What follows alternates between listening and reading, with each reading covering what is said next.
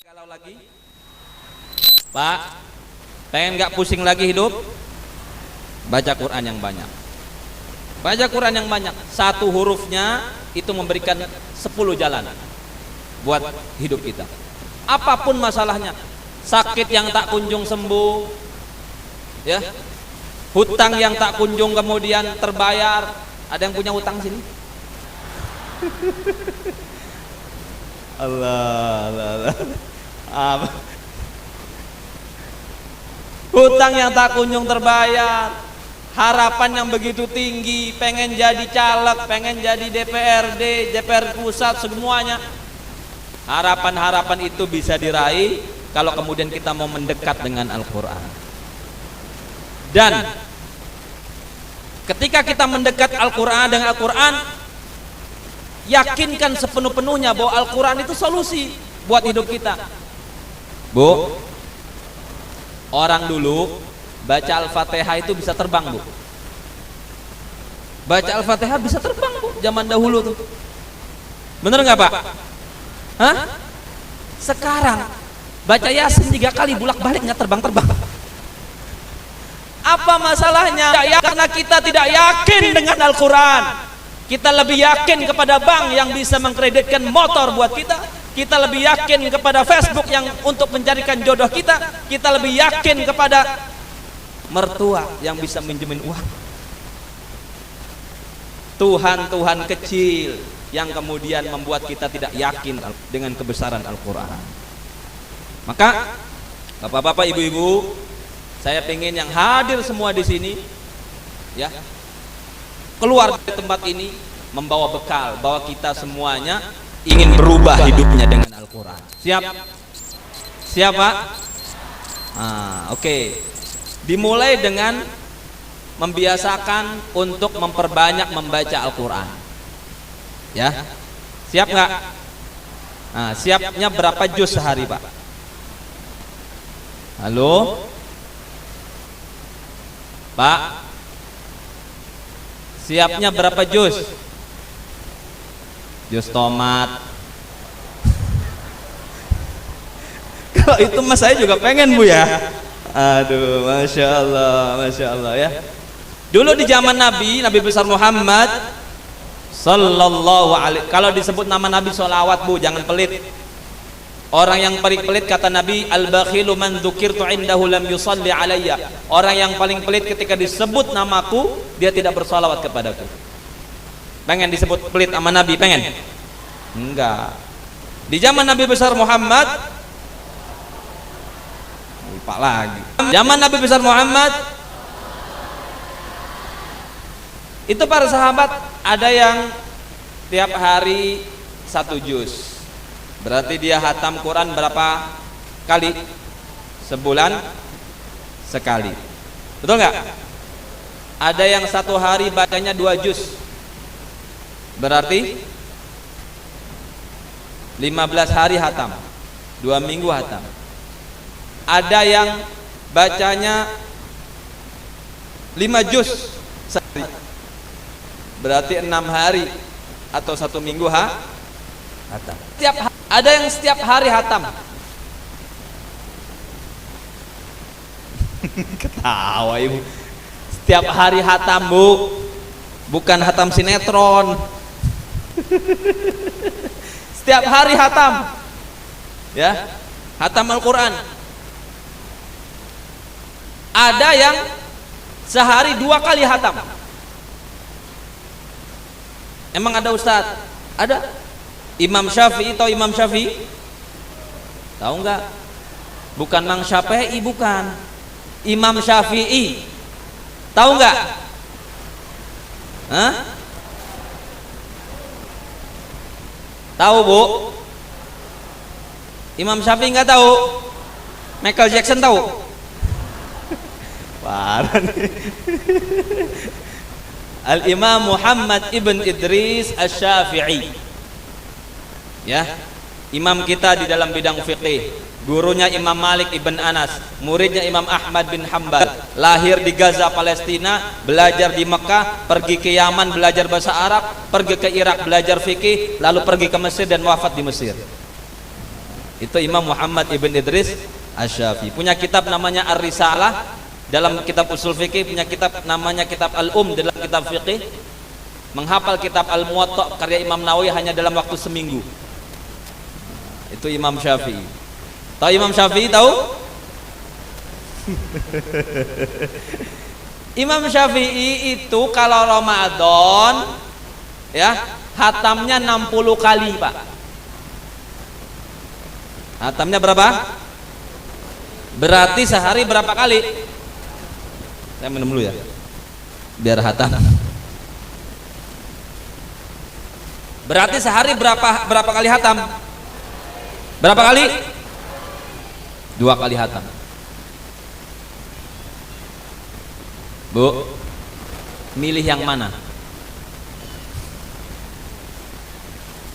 Bu, milih yang mana?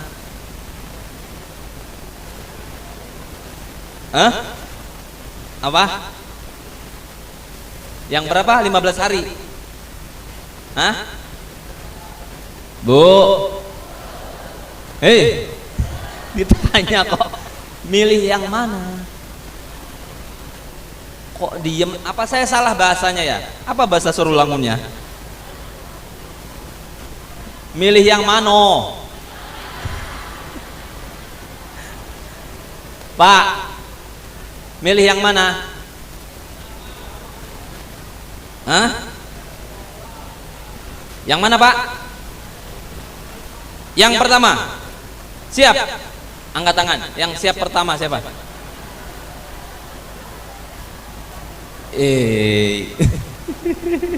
Tadi katanya yang pertama, kok suruh angkat tangan, nggak ada angkat tangan, bagaimana ceritanya? Ya, ini kita sebelum jauh nih menjadi surga yang dirindukan keluarga Al-Quran. Judulnya keren banget. Baca Quran nggak mau. Ya.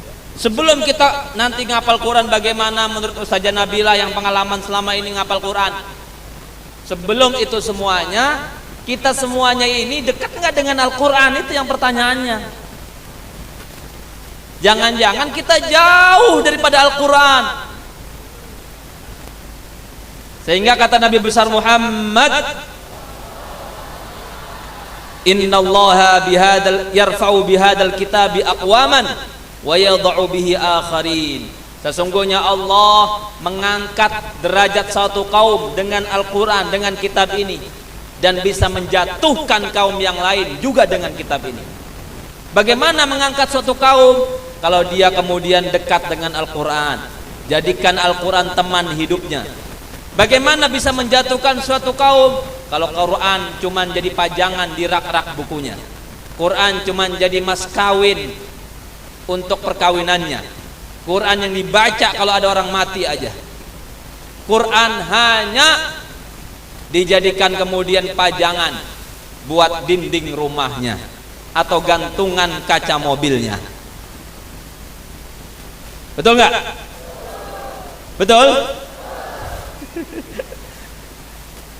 Maka kalau kita kemudian pengen diangkat derajatnya oleh Allah Subhanahu wa taala, apapun profesi kita, ustadz, bupati, anggota dewan, pengusaha, pelajar, ibu rumah tangga, apalagi, apapun profesi kita, kalau kita pengen diangkat oleh Allah Subhanahu wa taala, ayo kemudian rubah kebiasaan kita yang tadinya jauh dari Al-Quran, kemudian menjadi Al-Quran itu makanan harian. Seperti kita nggak makan siang gitu. Gimana rasanya kalau nggak makan siang, Bu? Harusnya begitu kalau kita belum baca Quran. Tapi kenapa kemudian tidak merasakan lapar ketika kita belum baca Quran? Karena mungkin hati kita ini keras, hati kita ini kotor. Kata Imam Asy-Syatibi, wa hadza zamanu sabri man laka billati kaqabdin ala jamrin fatanju minal bala walau anna aynan sa'adat latawaqqafat sahaibuha biddam'i driman wa hutala walakinnaha an qaswatil qalbi qahtuha faya dhai'atal a'mari tamshi sabahlala. Paham enggak? Kata Imam Syatibi, sebab ini semuanya adalah kerasnya hati kita. Kerasnya hati kita. Maka wajar kalau umat Islam tapi galau, umat Islam tapi susah, umat Islam tapi pusing tiap hari. Sebab kemudian mungkin hubungan dia dengan Al-Quran itu jauh. Maka Al-Quran bisa melaknat dia, Al-Quran bisa menjatuhkan dia, Al-Quran tidak mengangkat derajat dan martabat dia. Allahumma rahamna bil Quran.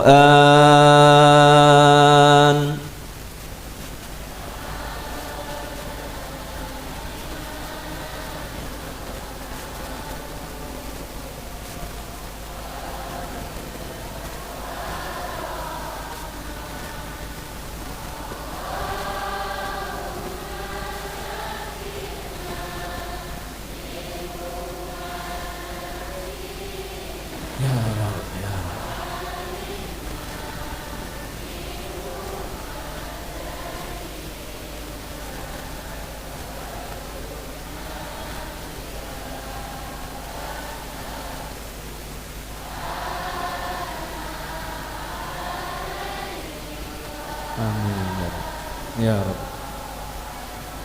Ya Rabb.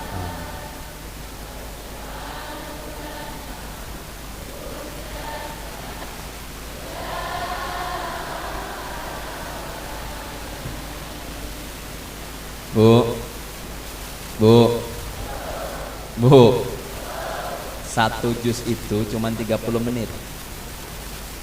Ya, satu juz cuman, bener gak? Hah? Ya tambahin dah 45 menit. Sejam lah, sejam. Ya, paling lama sejam. Oke? Buka Word berapa menit? Pak? Pak? Buka WA. Tahu WA nggak, Pak? Nggak tahu ya bapak-bapaknya. Alhamdulillah nggak tahu. Yang nggak tahu WA, alhamdulillah. Hah? Nggak tahu ya Bu ya? Taunya apa Bu? Buka WA berapa menit Bu? Setengah arai.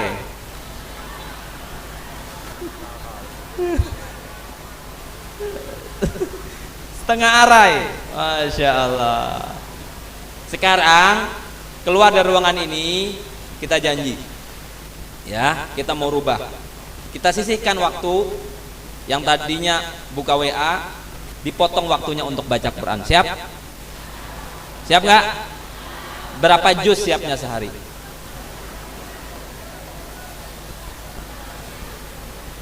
Saya bingung kalau ditanya kok ketawa ya. Bu, berapa juz siapnya? Sehari berapa juz? Ayo. Yang siap satu juz angkat tangan. Katanya satu juz, suruh angkat tangan, nggak mau angkat tangan. Pak, berapa juz siapnya? Sebelum saya berbicara panjang jauh, saya nggak mau kalau nggak ada jawaban. Kalau nggak ada jawaban saya pulang aja. Ustadz, saya sibuk, anak saya 5, istri 2. Pak, Bu, Quran itu tidak menyikta waktu, tidak menghabiskan waktu. Quran justru akan membuat waktu kita makin berkah. Nih, ibu biasanya kadang lakukan pekerjaan A, terus tiba-tiba kerjaan itu kita ganti dengan baca Quran. Tiba-tiba tuh pekerjaan itu kira-kira udah ada yang ngerjain gitu. Kadang-kadang begitu. Sehingga kita bisa ngerjain yang lain. Coba deh, cobain. Coba, nggak usah banyak protes. Coba aja. Nanti besok coba. Biasanya ngerjain A, dirubah baca Quran.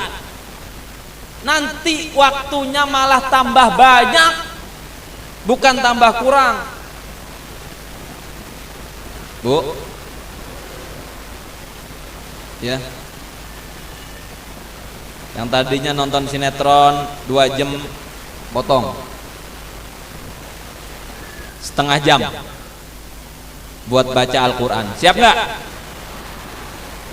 Pak, siap nggak Pak? Oke, sekarang saya tanya, berapa juz siapnya?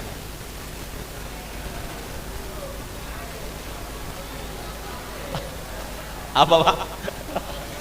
Setengah juz. Ya oke, sekarang angkat tangan. Yang siap 1 juz angkat tangan. Oh saya salah, yang siap 3 juz. Salah kayaknya, 5 juz.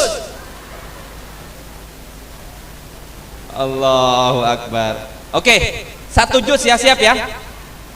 Saya pengen tahu angkatan ini jadi saksi loh di hari kiamat nanti. Minimal kita niat dulu. Perkara bisa atau nggak bisa itu urusan Allah. Kita niat, kita rubah hidup kita. Setiap bulan kita hatam Al-Quran. Siap? Dulu kakek-kakek kita itu setiap minggu hatam Pak. Setiap minggu hatam. Setiap malam Jumat hataman. Setiap malam Jumat hataman. Anak 10 sukses semua. Kita anak 2 pangkat tinggi susah. Bener gak? Hah? Beda karena beda. Emangnya kakek kita dulu gak ada kerjaan, sibuk sama sibuknya, sama sibuknya dengan kita. Tapi mereka kemudian tahu bahwa Quran itu diturunkan oleh Allah Subhanahu wa taala untuk menjadi solusi untuk hidupnya. Maka tidak pernah ditinggalkan Al-Qur'an. Ya. Oke, mau 5 juz? 1 juz ya. Coba yang siap 1 juz angkat tangan. Niat aja dulu, niat. Ya Allah. Allah itu ngasih pahala dengan niat saja. Perkara nanti bisa atau nggak bisa, ya itu insya Allah kalau kita ikhtiar urusan nanti ya. Angkat tangan dulu, saya pengen tahu. Yang siap 1 juz. Halo, Bu. Hah? Ini nggak ada nih yang siap nih. Hah? Halo, Bu.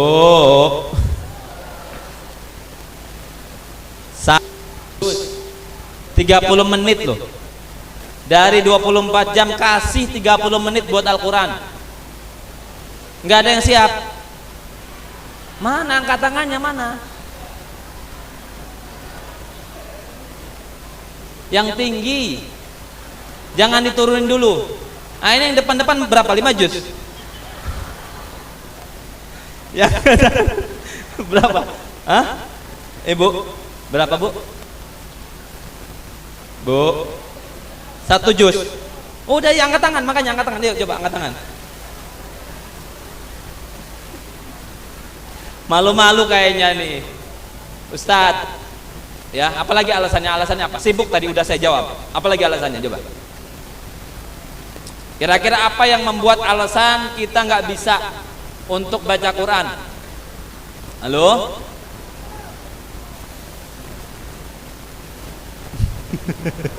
Apa Pak? Makan, segan. Oh, ya, paham, saya paham. Ustadz, saya baru baca 1 halaman udah. Ada yang begitu? Ada nggak? Baru baca 1 ayat udah bete. Betul nggak? Ada yang begitu? Ada? Banyak. Kata Sayyidina Utsman ibn Affan radhiyallahu taala anhu, tahu Sayyidina Utsman? Kata Sayyidina Utsman ibn Affan radhiyallahu taala anhu, "Lau tahurat." Ayo ikutin. "Lau tahurat." Yang kencang dong. "Lau tahurat